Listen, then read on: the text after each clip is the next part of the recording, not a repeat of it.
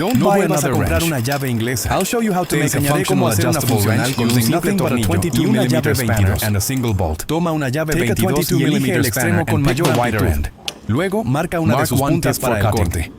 Corta la parte marcada con una amoladora. Tip off with an angle grinder. Then sand y deja bien la superficie para que quede lisa y grab a bolt. Verás el resultado final and thread the bolt into the cut section of the spanner. Ahora busca un tornillo con tuerca. Extrae la tuerca y suéltala en la parte de la llave que cortaste. So the finish looks professional and the jaw sits flush.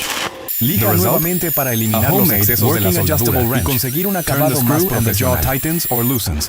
Listo, ya tienes una llave inglesa casera y funcional. Solo debes girar el tornillo dentro de la tuerca para ajustar el tamaño. Si te gustó este truco, dale like, comenta y suscríbete porque el 98% de quienes ven mis videos no están suscritos. Es gratis y me ayudarías muchísimo.